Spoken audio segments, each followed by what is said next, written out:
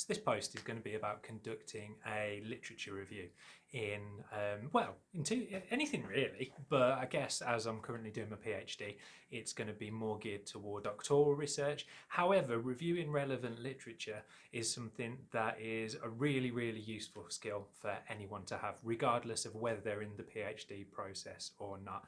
If you're a practitioner and you are looking to address a certain problem, conducting a literature review can be a really, really useful tool in giving you a bit of an oversight into the types of information and research that's already out there, which you can then use to inform the practice rather than doing it solely because, I don't know, perhaps you just think it's a good thing to do, or anecdotally you've got a gut feeling that it might be what's appropriate.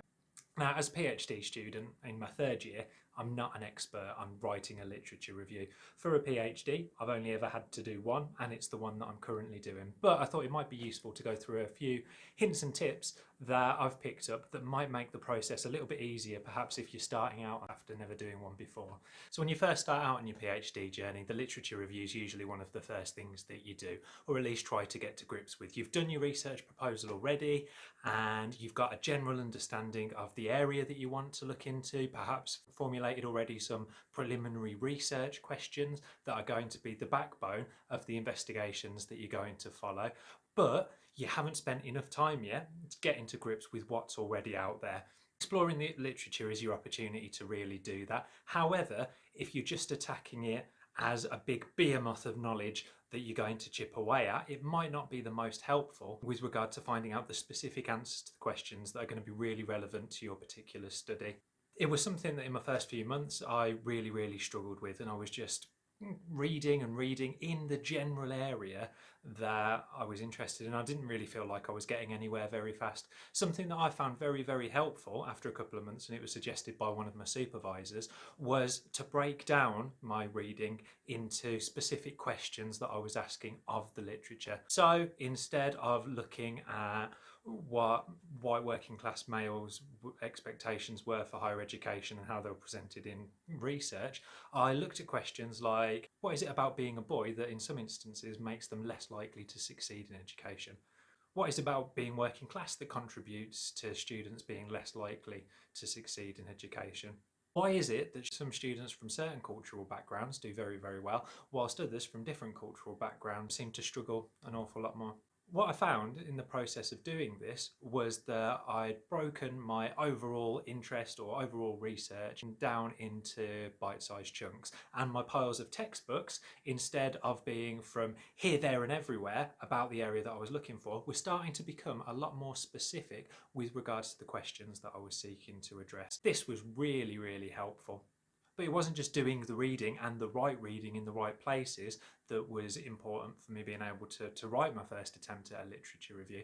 Another thing that I felt was really, really handy and really, really useful was recording my notes in a really careful way. So I did it by creating a Word document. Each time I read something that I thought was relevant or useful, I made notes on 4 different sections. Firstly, it was the issue that whatever I was reading was addressing and what it sought to find out or extend knowledge further on. The second thing was the methodology. Okay, so what tools did this particular piece of research use in order to make their contribution to the knowledge, to develop understanding further?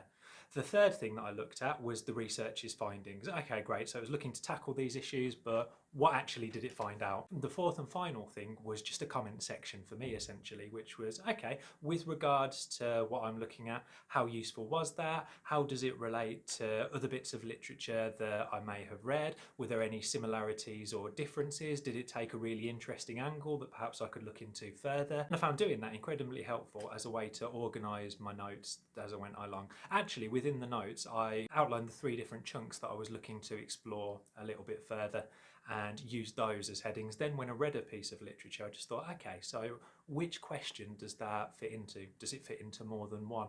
Where should I place that within my review? Eventually, after a few months, what I found that I had was quite a comprehensive document containing all of the different bits that I'd read and the notes that I'd made that I could then look at objectively and start to arrange in ways that would begin to address the questions that I was looking for. This was an incredibly useful tool when it came to writing the first draft of my literature, because I had some very clear questions or bits that I wanted to find out to further develop my knowledge or my understanding. I was able to identify perhaps gaps or areas for expansion within the wider literature, and more importantly, when it came to writing up, I had all of the notes arranged in a very systematic, ordered way, which made it very easy to then transfer that to a piece of academic writing. Then I went and did my data collection, and I've just begun my data analysis. I've realised there's loads more bits of literature that I need to take a look at and explore in a little more depth, which will then be added into the literature review. But I found doing it in that way provided a really good grounding. The way I think about the PhD is it's like a jigsaw puzzle that you don't have the box for. So you've got no idea with these pieces where they're supposed to fit or what picture you're supposed to be creating out of your thesis and what it is that you're going to be investigating and exploring. What the literature review allows you to do is essentially start putting the edge pieces in place, and gives you a bit more of a guide and a steer with regards to the route that you're going to go down. Perhaps actually there's a big gap in the edge pieces that might be really interesting to explore, and it gives you the opportunity to do that alongside learning all of the conceptual frameworks and theoretical tools that other researchers investigating the area that you've done have used as well.